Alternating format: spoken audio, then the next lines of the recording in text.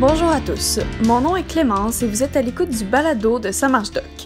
Nous sommes un organisme dont la mission est d'inciter au verdissement urbain et à la mobilité durable pour protéger la santé physique et mentale de la population, lutter contre les changements climatiques et ainsi diminuer les coûts en santé. Ce printemps, nous vous offrons une série de balados portant sur différents sujets ayant un lien avec la santé, l'aménagement et l'environnement. Cette semaine, nous vous présentons le dernier épisode de la saison. En plus de 2 courtes chroniques faites par Isabelle Vaillancourt, directrice de Ça marche doc, et moi-même, nous vous proposons une discussion sur l'agriculture urbaine, la santé et l'environnement entre Frédéric Tupinier-Martin, médecin résident en santé publique, et Marie-Andrée Asselin, responsable des fermes urbaines et animatrice du balado Le Mâche-Patate chez les urbainculteurs. En fait, lorsqu'on prend le temps d'y réfléchir aux effets sur la santé du jardinage, la façon que j'aime le séparer, là, c'est vraiment les effets sur la santé physique, les effets sur la santé mentale, puis les effets sociaux. Au niveau de la santé physique, il y a plusieurs choses qui sont rattachées au jardinage, puis on peut simplement penser à notre expérience de quand on jardine, du début du jardinage peut-être jusqu'à la fin des récoltes, mais première des choses, la plupart des gens vont aller acheter de la terre, peuvent aller acheter du terreau, fait que déjà de charger les choses, on fait beaucoup d'activité physique, puis l'activité physique est rattachée à plein de bienfaits sur la santé, fait qu'on fait travailler nos muscles. Les gens qui ont de l'arthrose, par exemple, qui ont des douleurs articulaires, mais ça peut aller aider à calmer ces douleurs-là, plus on fait de l'activité physique. Puis l'activité physique aussi, la plupart des gens le savent, mais est rattachée à plein de bienfaits, la santé cardiovasculaire, le contrôle du diabète, ça lutte contre certains cancers. Puis là, après ça, on arrive, on met nos sacs, on prépare nos pots, on plante, donc on continue l'activité physique. Puis les plantes poussent, on commence à récolter, on mange mieux. Puis, c'est ça, on mange des légumes, surtout on mange nos fruits aussi. Des légumes qui sont, en général, on contrôle ce qu'on met à l'intérieur, donc qu'on sait qu'ils sont majoritairement biologiques. Puis c'est ça, puis ce qu'on voit, c'est qu'ultimement, les gens qui jardinent souvent vont avoir moins d'obésité, moins de problèmes de santé cardiovasculaire, comme j'ai déjà abordé, puis le diabète et tout. Puis, fait que ça, c'est principalement les effets sur la santé physique qu'on note. Puis, lorsqu'on vient à penser à la santé mentale, on peut penser à tout le processus du jardinage. Puis là, je parle de mon expérience, mais c'est ce qui est appuyé aussi là, par la littérature. C'est que je me suis jamais fait autant aborder dans le quartier pour me dire que c'est tellement chouette. Puis, je connais mieux mes voisins depuis que je jardine. Ça, c'est peut-être plus les effets sociaux, mais il y a quand même un bris de l'isolement. On voit que chez certaines personnes aînées, il y a un bris de l'isolement à travers le jardinage parce qu'on connecte à travers son quartier. On connecte avec les autres personnes aussi qui sont dans les jardins communautaires parfois. Et aussi, donc, les gens qui jardinent, d'un point de vue santé mentale, ont souvent tendance à être moins stressés. On va voir nos plantes, on pense moins à nos problèmes. Ça calme le stress.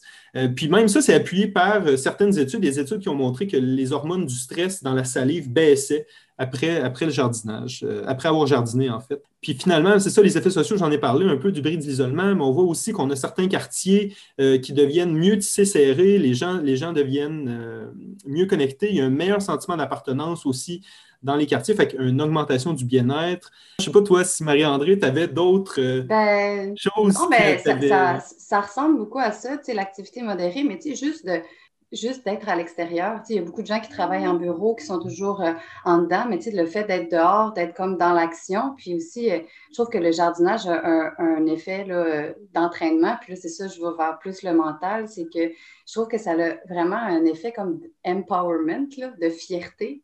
C'est comme on jardine, on fait quelque chose pour soi-même, puis on récolte quelque chose. Puis il y aurait des études qui disent juste le fait d'être entouré de plantes en général, c'est bon pour réduire le stress des gens. Une chose aussi qu'on rappelle moins, mais jardiner aussi, ça peut devenir aussi bien pour la sécurité alimentaire carrément. Il y a des gens qui en ont besoin pour compléter une épicerie qui ne pourrait pas être aussi saine. Jardiner aussi développe une sensibilité à la nature en général. Parce que je trouve que le fait de découvrir que jardiner, c'est quelque chose de tellement fort et de tellement fragile en même temps que, tu sais, du jour au lendemain, tout peut être chamboulé, qu'on dirait que je trouve que ça l'ouvre des œillères sur ce qui se passe en général dans la nature. c'est intéressant parce qu'il y a certains projets dans les écoles où on faisait jardiner les élèves. Ce que certaines études montraient, c'est qu'il y avait une diminution de l'utilisation de la restauration rapide parce que finalement, on fait des liens. On voit bien que les sacs de chips, ça ne pousse pas dans la terre, là. Je pense que c'était important aussi de parler de certains dangers ou risques quand même qui peuvent être rattachés au jardinage. C'est juste des choses à prendre en compte peut-être quand on jardine pour ne pas se blesser puis pour ne pas se mettre à risque, là. Faire attention au niveau des charges, l'exposition au soleil aussi, bien utiliser la crème solaire, d'en mettre aux 2 à 3 heures, puis une crème qui est au-dessus de 30 FPS. Puis... Boire de l'eau. Pardon? Oui, boire de l'eau. Ben voilà, les coups de chaleur, avec l'été, les vagues de chaleur, il peut faire des journées au-dessus de 30 degrés, 35 degrés. Il faut bien s'hydrater, il faut faire des pauses parfois dans des endroits climatisés. Autre conseil santé, c'est la maladie de Lyme. On en a de plus en plus au Québec. C'est des petites tiques. Plus vos plantes poussent, plus ça peut être sujet à ce qu'il y a des tiques. Ou si vous allez marcher dans des herbes longues autour. Fait idéalement, on examine son corps après chaque sortie. On peut porter des vêtements longs pour se protéger. Puis, se rappeler que dans le fond, une tique qui est retirée en moins de 24 heures, c'est pas dangereux. Donc, vous n'avez pas à vous inquiéter si vous faites un examen en fait, après chaque sortie. Ben oui, ben tu sais, c'est ça. Au niveau environnemental, c'est souvent, il y a comme deux grands classiques là, qui reviennent beaucoup. C'est la réduction des îlots de chaleur. Ça, vous l'avez sûrement entendu maintes et maintes fois, mais c'est quand même vrai. Puis je trouve que c'est comme à deux sens parce que l'exemple que nous, on vit présentement, c'est qu'on est en train de créer les jardins du bassin Louise, qui sont une ferme urbaine qui est carrément sur une dalle de béton. Cette dalle de béton-là était exposée, puis je vous jure, là, Frédéric vient de parler de faire attention à la chaleur et à l'eau, mais là-bas, c'est comme extrême, là. Ça paraît pas, mais la chaleur de la dalle fait que c'est encore plus chaud. Mais juste le fait d'avoir posé des bacs, mis de la terre, puis végétalisé cet endroit-là, mais déjà là, ça fait baisser la température. Puis en plus, les plantes en bénéficient au maximum.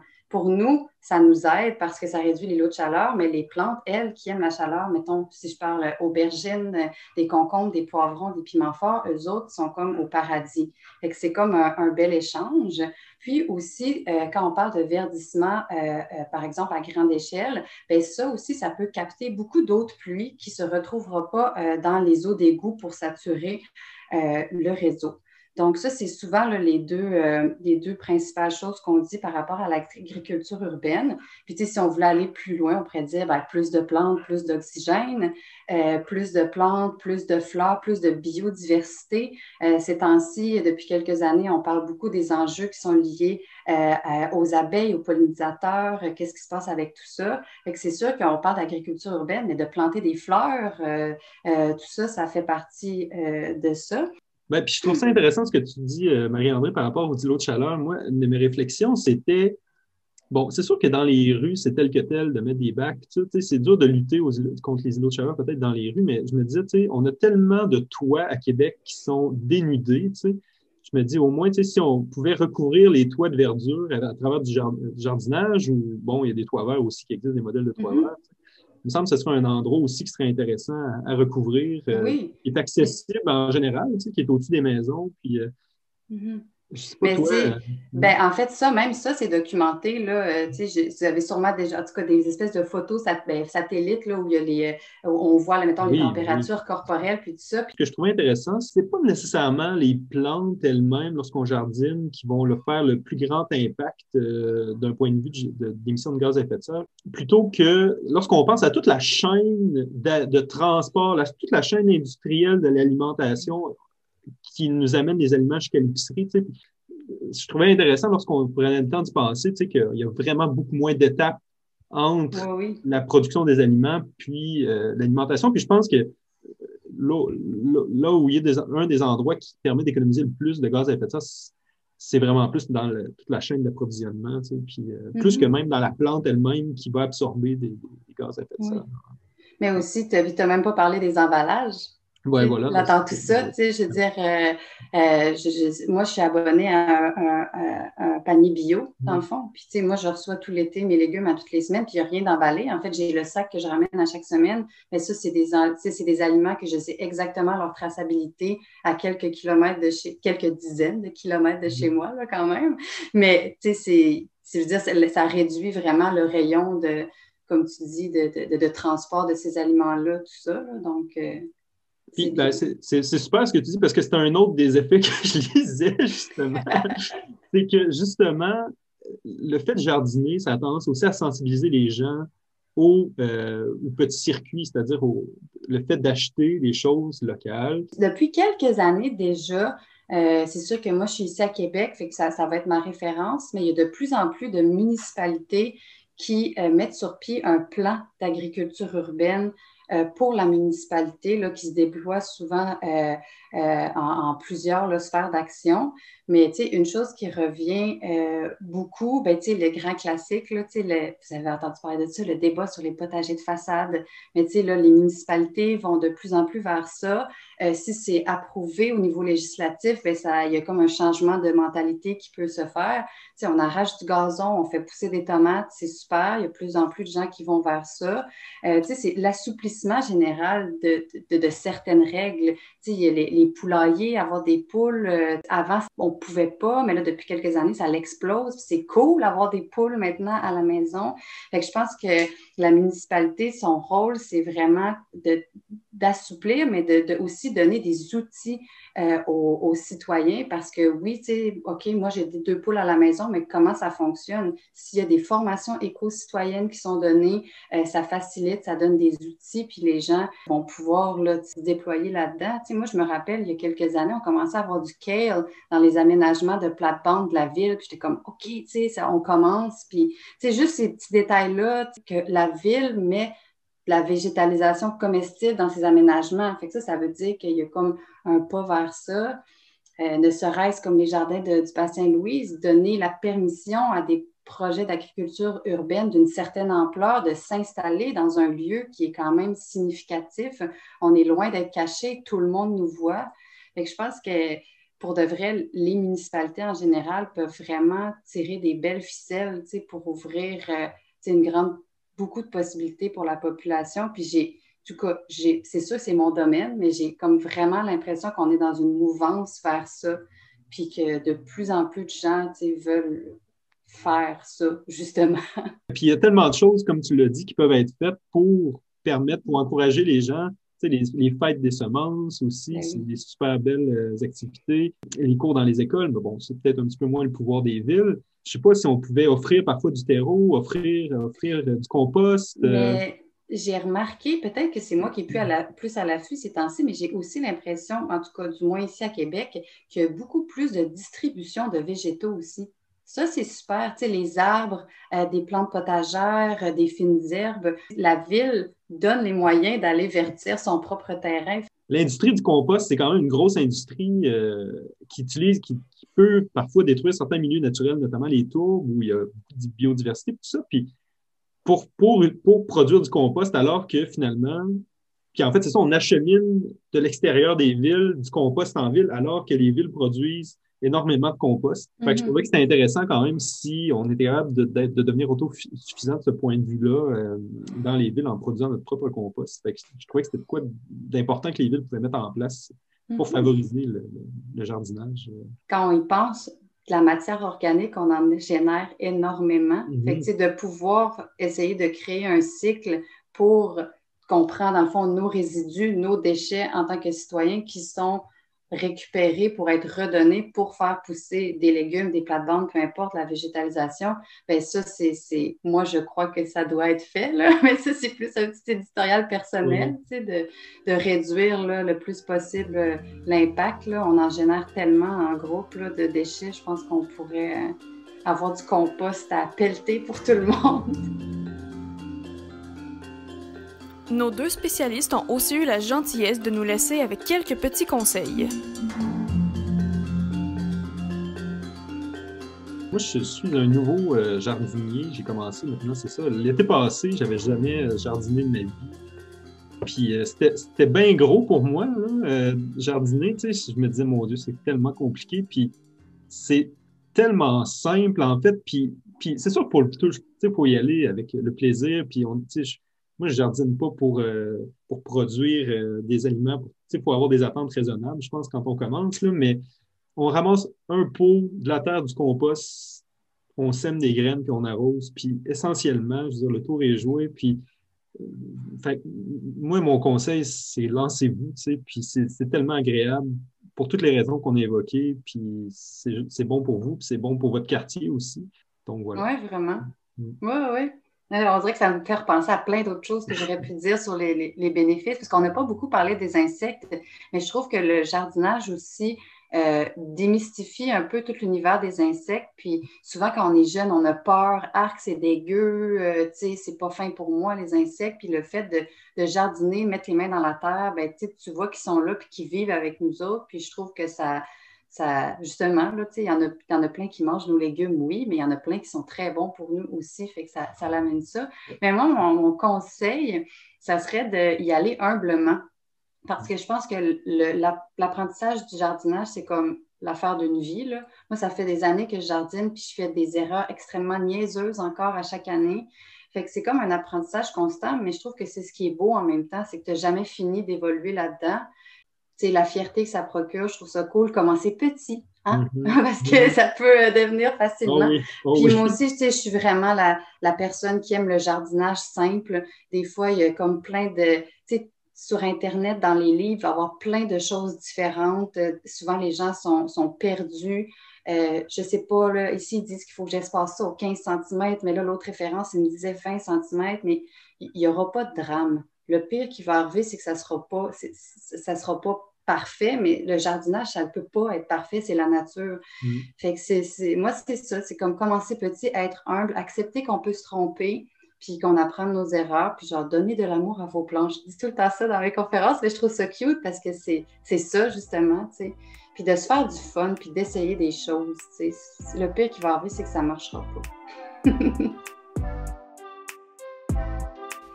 C'est maintenant l'heure de découvrir un nouveau sentier de marche avec Isabelle Vaillancourt.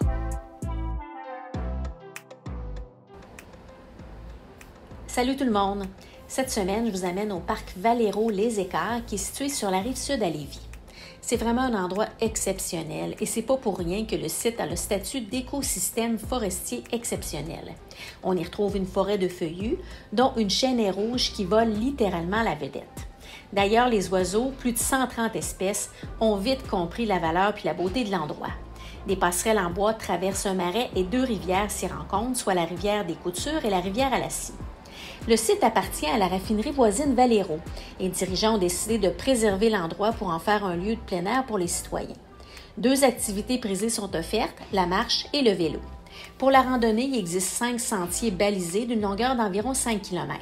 Seule la partie nord est accessible en vélo de montagne parce que la partie sud, dont l'écosystème est plus fragile, est réservée exclusivement aux marcheurs.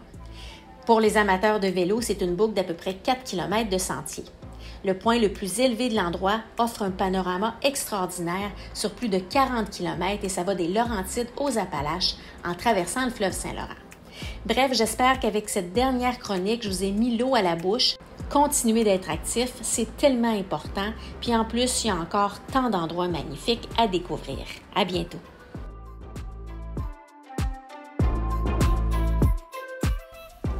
C'est maintenant l'heure de ma propre chronique dans laquelle je vous donne des trucs pratiques pour vos marches. C'est la dernière marche de la saison, mais on vous encourage à rester actifs tout l'été jusqu'à la reprise de nos activités à l'automne. D'ailleurs, qui dit été dit chaleur, humidité et soleil. Aujourd'hui, en l'honneur de l'été qui est à nos portes, je vous donne donc des conseils pour marcher lors des grosses chaleurs. Premièrement, il est très important de rester hydraté. On se déshydrate plus rapidement en été. Assurez-vous donc de boire de l'eau pendant la journée et je vous conseille aussi d'apporter une bouteille d'eau réutilisable pendant vos marches. On entend souvent parler du 2 litres d'eau par jour et à moins de contre-indications, c'est généralement un bon objectif à atteindre. Avant votre marche, assurez-vous aussi d'avoir bien mangé. Un manque de nourriture, le soleil et la chaleur peuvent facilement nous faire sentir mal. Assurez-vous aussi de vous mettre de la crème solaire, au moins de FPS 30. FPS 15 n'est généralement pas suffisant pour éviter les coups de soleil. De plus, je vous conseille de porter un chapeau ou une casquette pour éviter que le soleil ne vous frappe directement la tête et le visage, surtout si vous n'avez pas de cheveux. Portez aussi des vêtements légers qui respirent, les matériaux de fibres naturelles comme le lin ou un coton léger étant l'idéal. Les vêtements de couleur claire et pâle sont aussi à privilégier par rapport aux vêtements foncés ou noirs. Finalement, comme on le répète souvent à Samarche Doc, les arbres et la verdure contribuent à la fraîcheur. Lors des journées chaudes, priorisez la marche au parc au lieu de la marche en ville. Vous aurez bien moins chaud sous les arbres qu'entouré de béton. Le bord du fleuve peut aussi être une bonne idée, il y a souvent une brise assez agréable qui peut nous rafraîchir. On peut même se promener les pieds dans l'eau. Vous pouvez aussi prendre votre marche en début ou en fin de journée lorsqu'il fait un peu moins chaud. Finalement, n'oubliez pas de vous gâter en vous rafraîchissant à la fin de votre marche. Que ce soit de vous baigner dans une piscine ou de manger une crème glacée, tous les trucs sont bons. C'est déjà presque la fin de la balado-diffusion.